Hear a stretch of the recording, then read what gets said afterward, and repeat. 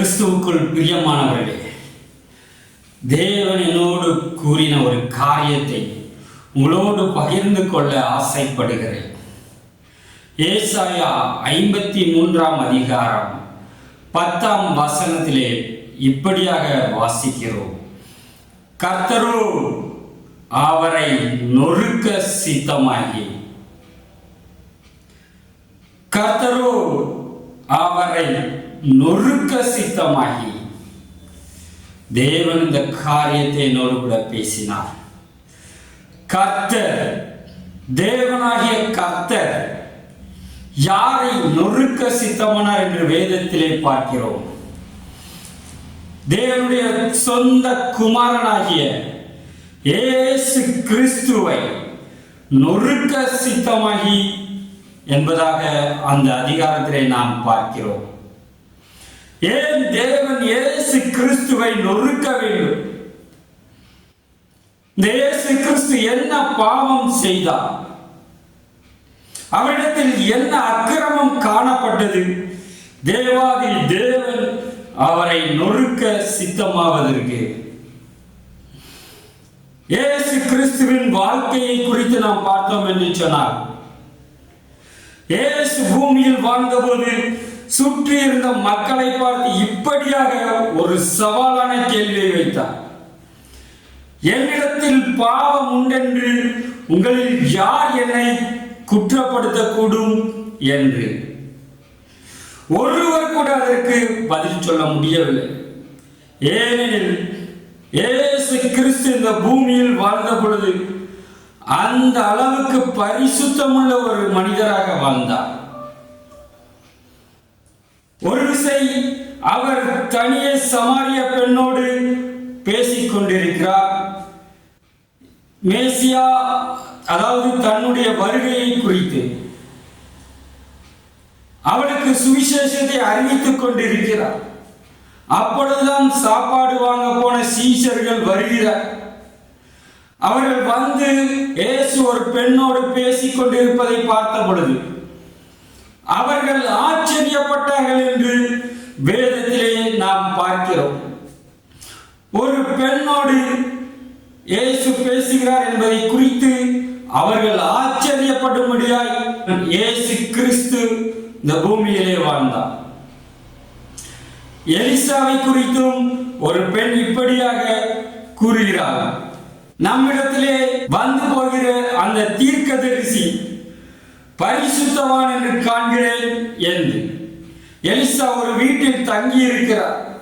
ஒரு ஊருக்கு போகும் பொழுதெல்லாம் அந்த ஊரில் உள்ள ஒரு பெண் வீட்டில் தங்கி இருக்கிறார். அவருடைய நடக்கையை பார்த்து அந்த பெண் தன் புருஷனிடம் இப்படியாக கூறுகிறார், நமது வீட்டிற்கு போக்குவரத்துமாய் இருக்கிற இந்த தீர்க்க தரிசி ஒரு பரிசுத்தவான் என்று காண்கிறேன் என்று. அதே போலதான் அன்று சீஷர்களும் இயேசு கிறிஸ்துவை கண்டிருக்கக்கூடும். அப்படியானால் இயேசு கிறிஸ்து எவ்வளவு பரிசுத்தமுள்ளவராய் வாழ்ந்திருக்கிறார். அவர் பெண்களோடு பேசவே இல்லை என்று சொல்லவில்லை. ஆனாலும் அவர் தனிமையாக பேசுகிற அந்த காரியம் அவருடைய சீஷர்களுக்கு ஒரு ஆச்சரியத்தை கொடுத்தது. எப்பொழுதும் இயேசு கிறிஸ்து இப்படி பேசுகிறவர் அல்லவே என்று. அடுத்ததாக நாம் பார்ப்போம் என்று சொன்னால், இயேசு கிறிஸ்து எப்பொழுதும் பிதாவின் சித்தத்தை நிறைவேற்றுகிறவராகவே இருக்கிறார். தன்னுடைய வாழ்க்கை முழுவதையும் பிதாவின் சித்தத்தை நிறைவேற்ற வேண்டும் என்று அவர் கூறிய தன்னை அர்ப்பணித்ததை நாம் அப்படியாக பார்க்கிறோம். அதிகாலை வேளை இருட்டோடு எழுந்து போய் ஜெபம் செய்தார். 40 நாட்கள் அவர் வனாந்திரத்திலே உபவாசம் இருந்தார். இப்படியாக அவர் தேவனுக்கு பிரியமானதை எல்லாம் அவர் செய்தார். அப்படி என்று சொன்னால், ஏன் தேவன் இயேசு கிறிஸ்துவை நொறுக்க சித்தமாகி என்று வேதத்திலே நாம் பார்க்கிறோம். ஒருவேளை தேவன் இயேசு கிறிஸ்து தமது மகிமைக்கு இணையாக வருவார் என்று ஒருவேளை தேவன் இயேசு கிறிஸ்துவை நொறுக்க சித்தமானார். வேதத்திலே நாம் பார்ப்போம் என்று சொன்னால், இயேசு கிறிஸ்துவை 2 முறை தேவாதி தேவன் வானத்திலிருந்து தோன்றிய சத்தத்தினாலே ஜனங்களுக்கு அவருடைய சீஷர்களுக்கு இப்படியாக கூறினார், இவர் என்னுடைய நேச குமாரர், இவரில் பிரியமாயிருக்கிறேன் என்று. இவருடைய சத்தத்திற்கு நீங்கள் செவி கொடுங்கள் என்று சொல்லி மற்றவர்களை தம்முடைய குமாரனாகிய இயேசு கிறிஸ்துவின் அதிகாரத்திற்கு தேவனே ஒப்புக் கொடுப்பதை நாம் பார்க்கிறோம். இவர் என்னுடைய நேசகுமாரன். ஹல்லேலூயா. ஆம், தேவனுக்கு மிகவும் பிரியமான ஒரு குமாரன், தேவனுடைய சர்வத்துக்கும் அதிகாரியாக வாரிசாக தேவனாலே நியமிக்கப்பட்டார். அப்படி என்று சொன்னால் தேவாதி தேவன் இயேசு கிறிஸ்துவை நொறுக்க சித்தமாகவே வேதத்திலே ஏன் அப்படியாக எழுதப்பட்டிருக்கிறது? ஏன் தேவன் தம்முடைய குமாரனாகிய சொந்த குமாரன் நேச குமாரனாகிய இயேசு கிறிஸ்துவை நொறுக்க சித்தமாகவே? இது நமக்கு ஆச்சரியமாய் இருக்கிறது. ஆம், தேவன் அதைத்தான் இதோடு கூட பேசினார். கர்த்தரோ அவரை நொறுக்க சித்தமாகி. எதற்காக? தொடர்ந்து அந்த வசனத்தை நாம் வாசித்து பார்த்தோம் என்று சொன்னால் நமக்கு அநேக காரியங்கள் விளங்கும். கர்த்தரோ அவரை நொறுக்க சித்தமாகி அவரை பாடுகளுக்குட்படுத்தினார். அவருடைய ஆத்துமா தன்னை குற்ற நிவாரண பலியாக ஒப்புக் கொடுக்கும் போது அவர் தமது சந்ததியை கண்டு நீடித்த நாளாயிருப்பார். கர்த்தருக்கு சித்தமானது அவர் கையினால் வாய்க்கும். அவர் தமது ஆத்தும வருத்தத்தின் பலனை கண்டு திருப்தி ஆவார். என் தாசனாகிய நீதிபரர் தம்மை பற்றும் அறிவினால் அநேகரை நீதிமான்களாக்குவார். அவர்களுடைய அக்கிரமங்களை தாமே சுமந்து கொள்வார்.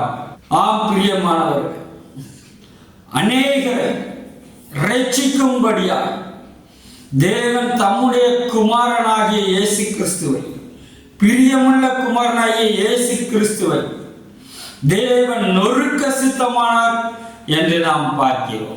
இயேசு கிறிஸ்து அவர் நொறுங்குதலை குறித்து இப்படியாக சொன்னார், நான் முழுக வேண்டிய ஒரு ஸ்நானம் உண்டு, அதுவரை நான் எவ்வளவோ நெருக்கப்படுகிறேன் என்று. இந்த நொறுக்குதல் இயேசு கிறிஸ்துவுக்கு ஒரு வேதனையை தான் கொண்டு வந்தது. தேவனுடைய குமாரனாக அவர் இருந்தபோது அந்த நொறுக்குதல் அவருக்கு வேதனையை தான் உண்டாக்கி, கடைசியாக சிலுவையிலே அறையப்படும் முந்தின நாள் இரவு அந்த கெத்சமனை தோட்டத்திலே இயேசு கிறிஸ்து இப்படியாக புலம்புகிறார், உமக்கு சித்தமானால் இந்த பாத்திரம் என்னை விட்டு நீங்க கூடுமானால் நீங்கட்டும் என்று. அப்பொழுது ஒரு தூதன் இறங்கி இயேசுவை கிறிஸ்துவை பலப்படுத்தினான் என்று நாம் வேதத்திலே பார்க்கிறோம். அதன் பின்பதாக தான் அவர் சிலுவை மரணத்திற்கு பலத்தோடு தைரியமாய் அவர் கடந்து சென்றதை நாம் பார்க்கிறோம். அது மாத்திரம் அல்ல, ஏசாயா அதிகாரத்தில் நாம் பார்க்கும் பொழுது அவர் துக்கம் நிறைந்தவராய் இருந்தார் என்று சொல், அவர் பாடு அனுபவித்தவராய் இருந்தார் என்று சொல். ஏதோ சிலுவையில் மாத்திரம் அவர் வேதனையை அனுபவிக்கவில்லை, சித்திரவதை அவர் அனுபவிக்கவில்லை. அதற்கு முன்பதாக இந்த பூமியில் வாழ்ந்த ஒவ்வொரு நாளும் அவர் வேதனையை தான் அனுபவித்தார் என்று நாம் பார்க்கிறோம். தலை சாய்க்க எனக்கு இடமில்லை என்று சொல், ஏழை குடும்பத்தில் ஏழை மகனாக அவர் பிறந்தார் என்று பார்க்கிறோம். அடுத்த வேளை உணவிற்கு அவருக்கு ஒன்றுமில்லை என்று நாம் பார்க்கிறோம். இப்படியாக இயேசு கிறிஸ்து பாடு அனுபவித்தார். மறுபுறம் சுற்றிலும் எதிரிகள் அவரை குறித்து மோசமான வார்த்தைகளை சொன்னார். போஜன பிரியன் என்று சொன்னார், குடிகாரன் என்று சொன்னார்கள், மதுபான பிரியன் என்று சொன்னார்கள், பாவிகளுக்கும் ஆயக்காரருக்கும் சிநேகிதர் என்று சொன்னார்கள், தேவனுடைய கற்பனைகளை மீறுகிறவர் என்று சொன்னார்கள், பிசாசு பிடித்தவன் என்று சொன்னார். இப்படி அநேக வார்த்தைகளால் சுற்றிலும் அவரை உருவ குத்தி கொண்டிருந்தார். இன்னொரு கூட்ட ஜனங்கள் அவரை பாவ அல்லது ஏதாவது ஒரு காரியத்தில் சிக்க வைக்க வேண்டும் என்று சொல்லி சதி ஆலோசனையோடு அவரிடத்தில் வந்து பேசிக் கொண்டிருந்தார். இப்படியாய் அவர் அநேக பாடுகள், ஒவ்வொரு நாளும் அவர் உபத்திரவத்தின் மத்தியில் தான் அவர் காணப்பட்டார். ஆகவேதான் வேதம் சொல்லுகிறது அவர் பாடு அனுபவித்தவராய் இருந்தார் என்று. ஆம் பிரியமானவர்களே, எதற்காக அவர் இந்த பாடுகளை அனுபவிக்க வேண்டும் என்று சொல்லி தேவன் எனக்கு சுட்டி காண்பித்த ஒரு காரியத்தை உங்களோடு நான் பகிர்ந்து கொள்ளுகிறேன். இயேசு கிறிஸ்து தம்முடைய சீஷர்களை பார்த்து இப்படியாக சொன்னார், நான் போவேன் என்று சொன்னார், இந்த பூமியை விட்டு மரித்து நான் போவேன் என்று சொன்னார், பரிசுத்த ஆவியானவர் உங்களுக்கு நான் அனுப்புவேன் என்று சொன்னார். தேவாதி தேவனுடைய ஆவியானவர் இந்த பரிசுத்த ஆவியானவர். இந்த பரிசுத்த ஆவியானவர் வரும் பொழுது, மனிதர்களாகிய நமக்குள் வரும் பொழுது, தேவனுடைய வல்லமையும் தேவனுடைய அதிகாரமும் நமக்குள் கடந்து வருகிறது. அதைத்தான் ஆதி அப்போஸ்தலர் காலத்திலே நாம் வேதத்திலே நாம் பார்க்கிறோம். பேதுரு நடந்த பொழுது அவனுடைய நிழல்பட்டவர்கள் எல்லாரும் சுகமானார்கள் என்று வேதத்திலே நாம் பார்க்கிறோம். பவுலின் மேல் இருந்த ஆடையை எடுத்து நோயாளிகள் மீது போடும் பொழுது நோயாளிகள் சுகமானார்கள் என்று பார்க்கிறோம். பிசாசு பிடித்தவர்கள் மேல் அந்த ஆடையை போடும் பொழுது பிசாசுகள் அலறி அந்த மனிதர்களை விட்டு ஓடினது என்று நாம் பார்க்கிறோம். இப்படிப்பட்ட ஒரு அதிகாரம் வல்லமையை தான் இயேசு கிறிஸ்து நமக்கு கொடுக்கும்படியாக அவர் பாடுகளுக்கு உட்பட்டினார். கர்த்தரோ அவரை நொறுக்க சித்தமானார் என்று நாம் வேதத்திலே பார்க்கிறோம். ஆனால் இந்த ஆதி அப்போஸ்தலர் காலத்திலே அந்த காணப்பட்ட அந்த அற்புதங்களும் அடையாளங்களுக்கும் அவர்களும் ஒரு விலை கிரயத்தை கொடுத்தார்கள்.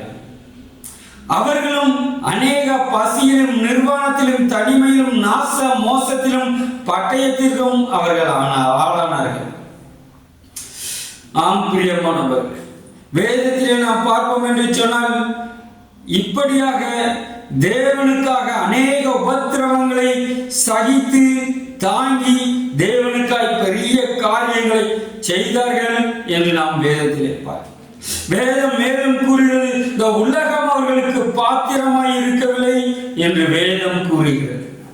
அப்படியாக இந்த உலகத்திலே அவர்கள் அந்நியரும் பரதேசியுமாய் இருந்து தேவனுக்காக எல்லாவற்றையும் விட்டுவிட்டு தேவனுக்காக அவர்கள் எரிந்து பிரகாசிக்கிற ஒரு சாட்சியுள்ள விளக்காய் இருந்தார்கள் என்று நாம் வேதத்திலே பார்க்கிறோம். அவர்கள் அத்தனை பேர் பரிசுத்த ஆவியின் வல்லமையினாலே அப்படியாக அவர்கள் மாறி போனார்கள். பயந்து கொண்டிருந்த பேதுரு, ரோமருக்கும் யூதருக்கும் பயந்து கொண்டிருந்த பேதுரு தைரியமாக பரிசுத்த ஆவி வந்தவுடன் எழுந்து நின்று ஜீவாதிபதியை கொலை செய்தீர்கள் என்று சொல்லி பேசுவதை நாம் பார்க்கிறோம். ஒரே பிரசங்கத்தில் 3000 பேர் ரட்சிக்கப்பட்டதை, இயேசுவண்டை இழுக்கப்பட்டதை நாம் வேதத்திலே பார்க்கிறோம். ஆம் பிரியமானவர்களே, இதற்காகத்தான் இயேசு கிறிஸ்துவை தேவாதி தேவன் நொறுக்க சித்தமானார் என்று நான் ஆவியிலே உணரும்படியாய் தேவன் கிருபை செய்தார். அநேக ஊழியர்கள், தேவனுக்காய் வல்லமையாய் எழும்பினவர்கள் இப்படியாக தேவனால் நொறுக்கப்பட்டவர்கள் என்றுதான் நாம் அறிந்து கொள்ள முடிகிறது. வேதத்திலே பவுலின் வாழ்க்கையை பார்க்கும் பொழுது அவர் அதிகமாய் நொறுக்கப்பட்டிருந்ததை நாம் வேதத்திலே நாம் பார்க்கிறோம். இதே போல இந்த பூமியிலே நமது ஊரிலே இருந்த டிஜே ஐயா அவர்கள், அவர் பட்ட பாடுகள், நோய்கள், மகள் சாக கொடுத்தது எல்லாவற்றையும் நாம் பார்க்கும் பொழுது ஒரு பிரசங்கத்தில் அவர் கூறுவதை கேட்க கேட்க எனக்கு ஊழியமே வேண்டாம் என்றுதான் நான் அன்று முடிவெடுத்தேன். இந்த ஊழியம் கடினமான ஒரு பாதை என்று. அப்படிப்பட்ட வேதனைகளை தான் தேவ ஊழியர்கள் அனுபவித்ததை நான் கேட்டிருக்கிறேன். ஆம் பிரியமான, ஆகவேதான் தேவன் எப்படி இயேசு கிறிஸ்துவுக்கு கூறினாரோ கர்த்தரோ அவரை நொறுக்க சித்தமாகி. இன்றைக்கு அநேக தேவ ஊழியர் தேவ நொறுக்க சித்தமாகித்தான் ஊழியத்தை கையில் கொடுத்திருக்கிறார். ஆனால் எவ்வளவு தூரம் நொறுக்கப்படுகிறார்கள், அவ்வளவு தூரம் ஒரு மகிமையை காண்கிறார், அவ்வளவு தூரம் ஒரு வல்லமையை காண்கிறார். அதைத்தான் தேவன் என்னோடு கூட பேசி திராட்சை ரசத்தை, திராட்சை பழத்தை அப்படியே புளிய பிழிய அது அப்படியே ஒரு நல்ல சாறாக மக்களுக்கு அனுபவிக்கும்படியாய் வருகிறது. அந்த சாறை குடிக்கிறவர்கள் மிகவும் சந்தோஷம் அடைகிறார்கள், மிகவும் பலனடைகிறார்கள், மிகவும் உற்சாகம் அடைகிறார்கள். சோர்ந்து போன அவர்களுக்கு ஒரு பலன் உண்டாகிறது, சோர்ந்து போன அவர்களுக்கு ஒரு உற்சாகம் மகிழ்ச்சி வருகிறது. ஆனால் அதற்காக அந்த திராட்சை பழங்கள், அந்த திராட்சை கொடிகள் கசக்கி பிழியப்படுகிறது, நொறுக்கப்படுகிறது, உடைக்கப்படுகிறது. அப்படியாகத்தான் அவைகள் மற்றவர்களுக்கு ஆசீர்வாதமாயிருக்கு. இன்றைக்கும் தேவன் என்னோடு கூட பேசின காரியம் அது. கர்த்தரோ அவரை நொறுக்க சித்தமாகி என்று பார்க்கிறது. அநேக தேவ ஊழியர்களில் தேவன் நொறுக்க சித்தமாயிருக்கு. எதற்காக? தேவனுடைய வல்லமை அவர்கள் மூலமாய் கடந்து செல்ல வேண்டும் என்பதற்காக. எப்படி பேதுரு நிழல்பட்டவர்கள் சுகமானார்களோ, எப்படி பவுலின் மேலிருந்த ஆடையை போட்டவர்கள் சுகமானார்களோ, அப்படி இவர்களிடத்திலிருந்து வருகிற ஒவ்வொரு வார்த்தையிலும் ஒரு அதிகாரம் இருக்க வேண்டும் என்று சொல்லி அவர்களை நொறுக்க சித்தமாக. ஆம் பிரியமானவரே, அநேக தேவ ஊழியர் எனக்கு ஏன் இந்த உபத்திரவம் என்று சொல்லி கதறுவார்கள். அதை நான் கேட்டிருக்கிறேன். பக்தியாய் வாழ்கிற எனக்கு ஏன் இந்த உபத்திரவம் என்று சொல்லி அவர்கள் அங்கலாய்ப்பதை, கண்ணீர் வடிப்பதை நான் பார்த்திருக்கிறேன். உண்மையாய் இருக்கிற எனக்கு, உத்தமமாய் நடக்கிற எனக்கு ஏன் நன்மை வருவதில்லை என்று சொல்லி அவர்கள் கலங்குவதை நான் பார்த்திருக்கிறேன். தேவன் எனக்கு சொன்ன காரியம் அதேதான். கர்த்தரோ அவரை நொறுக்க சித்தமாகி என்று நாம் பார்க்கிறோம். காரியத்தை தான் தேவன் என்னோடு கூட பேசி கர்த்தரோ அவரை நொறுக்க சித்தமாகி. ஹல்லேலூயா. அப்படி நொறுக்கி நொறுக்கி நொறுக்கி தேவனுடைய வல்லமை மண் பாண்டத்திலே ஊற்றி ஊற்றி அநேகருக்கு ஆசீர்வாதத்தை தேவன் அவர்கள் மூலமாய் கொண்டு வருகிறார். வேதத்திலே நாம் அநேக உதாரணங்களை இதற்கு நாம் பார்க்க முடியும். நாம் பிரியமா தேவனுடைய ஊழியர்களே, உண்மை உத்தமமாய் நடக்கிறவர்களே, அநேக வேளையை நீங்கள் வடிக்கும் கண்ணீர் எனக்கு ஏன் இந்த உபத்திரவம் என்று சொல்லி நீங்கள் ஒருவேளை கண்ணீர் வடிப்பீர்கள் என்று சொன்னால் ஒரே ஒரு காரியத்தை மாத்திரம், இந்த 4 வார்த்தைகளை மாத்திரம் நீங்கள் மனதில் நிறுத்திக் கொள்ள வேண்டும் என்று சொல்லி தேவன் என்னோடு பேசிக் கொண்டிருந்தார். தேவன் என்னோடு கூட உணர்த்தி கொண்டே இருந்தார். கர்த்தரோ அவரை நொறுக்க சித்தமாகி என்று சொல்லி. ஹல்லேலூயா. ஆம் பிரியமானவரே, உபத்திரவம் படும் பொழுது, வேதனையை மாத்திரம் அனுபவிக்கும் பொழுது இந்த 4 வார்த்தைகளை மாத்திரம் உன்னுடைய சிந்தனையிலே நீ நிறுத்திக்கொள் என்று சொல்லி தேவன் என்னோடு கூட இடைப்பட்டு கொண்டே இருந்தார்.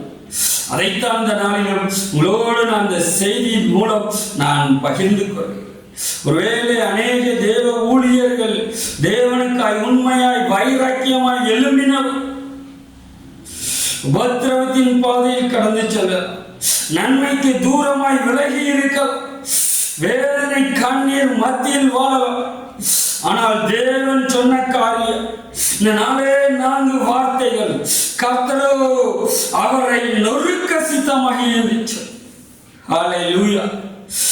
தொடர்ந்து அந்த ஏசாயா அதிகாரத்தை நாம் வாசிப்போம் என்று சொன்னார். இயேசு கிறிஸ்துவுக்கு நாம் அவருக்கு காணத்தக்க ரூபம் இல்லை என்று வேதத்திலே நாம் பார்க்கிறோம்.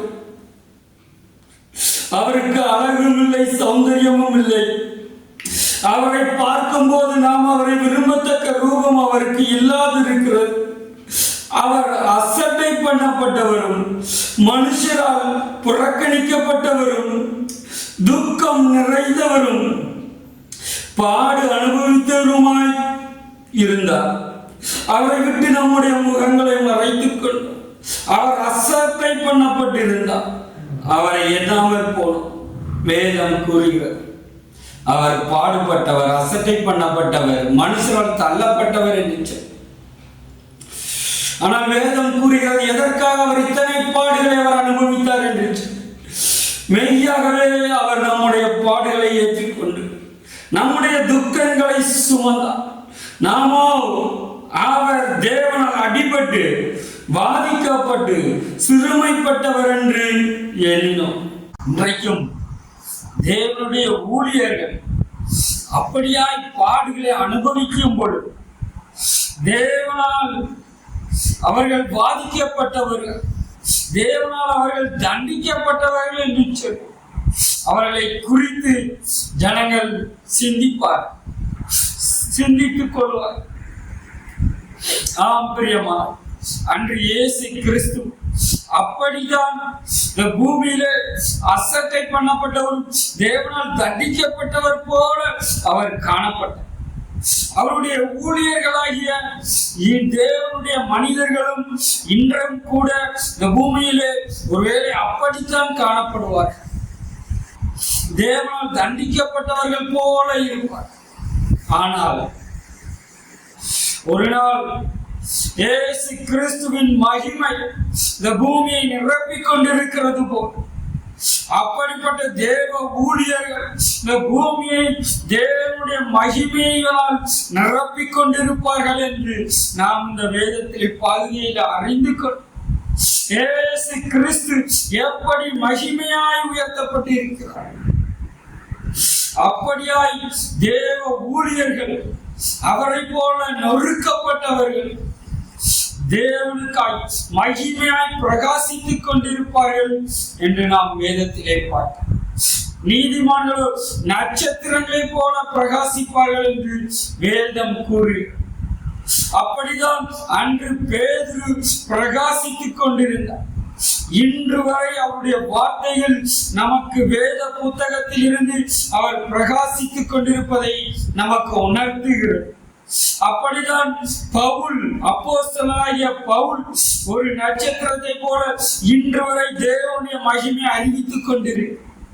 அப்படிதான் வெளிப்படுத்தும் விசேஷத்தை எழுதின யோவான் தம்முடைய வெளிப்படுத்துதல் மூலம் தேவனுடைய ரகசியங்களை, பின்வரும் காரியங்களை நமக்கு காண்பித்துக் கொடுத்து இன்று வரை வேத புத்தகத்தின் மூலம் பிரகாசித்துக் கொண்டிருக்கிறார். தேவனால் அடிக்கப்பட்டவர்கள், பாதிக்கப்பட்டவர்கள் என்று சொல்லி ஒருவேளை உலகம் உங்களை அசட்டை பண்ண, ஆனால் தேவன் உங்களை மகிமையாய் வெற்றி சிறக்க பண்ணும். அல்லேலூயா. ஆம் பிரியமானவர்களே, இயேசு கிறிஸ்து இப்படியாக அநேக பாடுகளை அனுபவித்திருக்கிறார் என்று வேதத்திலே பார்க்கிறோம். ஆனால் அவை எல்லாவற்றிற்கும் என்ன அவருக்கு கிடைத்திருக்கிறது? வேதத்திலே நாம் பார்க்கிறோம், அவர் தமது ஆத்தும வருத்தத்தின் பலனை கண்டு திருப்தியாவார். அவர் ஆத்துமா பட்ட பாடுகள், மாம்சம் பட்ட பாடுகள், அதுக்கு எல்லாவற்றிற்கும் ஒரு பலனை கண்டு திருப்தி அடையத்தக்க ஒரு பலனை காண்பார் என்று வேதம் கூறுகிறது. தம்மை பற்றும் அறிவினால் அநேகரை நீதிமான்களாக்குவார் என்று வேதம் கூறுகிறது. அவர் தம்முடைய ஆத்துமாவை மரணத்தில் ஊற்றி அக்கிரமக்காரரில் ஒருவராக எண்ணப்பட்டு அநேகருடைய பாவத்தை தாமே சுமந்து அக்கிரமக்காரருக்காக வேண்டிக் கொண்டதின் நிமித்தம், அநேகருடைய பாவத்தை தாமே சுமந்து அக்கிரமக்காரருக்காக வேண்டிக் கொண்டதின் நிமித்தம் அநேகரை அவருக்கு பங்காக கொடுப்பேன். பலவான்களை அவர் தமக்கு கொள்ளையாக பங்கிட்டுக் கொள்வார். அநேகரை அவருக்கு பங்காக கொடுப்பேன் என்று தேவன் கூறுகிறார். ஆம் பிரியமானவர்களே, இந்த பூமியிலே ஆதி அப்போஸ்தலர்கள் பேதுரு, பவுல், யோவான், தோமா போன்றவர்கள் சேகரித்து வைத்தது என்ன? அநேகரை அவருக்கு பங்காக கொடுப்பேன் என்று தேவன் சொன்னார்.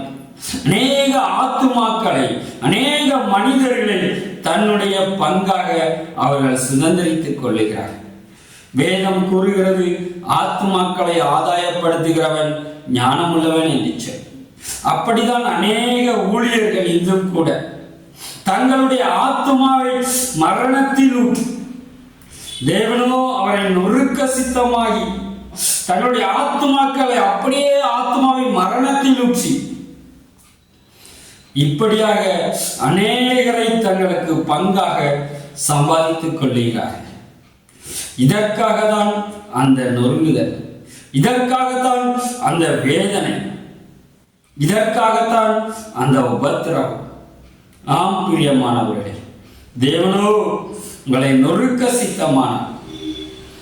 உங்களிடத்திலிருந்து மகிமை வல்லமையும் கடந்து செல்லும் என்பதை உணர்ந்து கொள். உபத்திரவ நேரையில் எல்லாவற்றும் இந்த 4 காரிய வார்த்தையை மாத்திரம் நினைவில் கொள்ளு. தேவனோ அவரை நொறுக்க சித்தமாகி, ஆனாலும் ஆத்தும வருத்தத்தின் பலனை நீங்கள் அனுபவிப்பீர்கள். இதற்காகவே தேவன் உங்களை தெரிந்து கொண்டார். ஆம், மற்றவர்களுக்காக தேவன் உங்களை நொறுக்க சித்தமாகி என்பதை நினைத்துக்கொள். உங்கள் ஆத்தும வருத்தத்தினால் அநேக ஆத்துமாக்கள் போஷிக்கப்படுவார், அநேக ஆத்துமாக்கள் பலனடைவார், அநேக ஆத்துமாக்கள் தேவனை அறிந்து கொள்வார். அதற்காக தேவனோ அவரை நொறுக்க சித்தமாகி என்று நாம் வேதத்திலே பார்க்கிறோம்.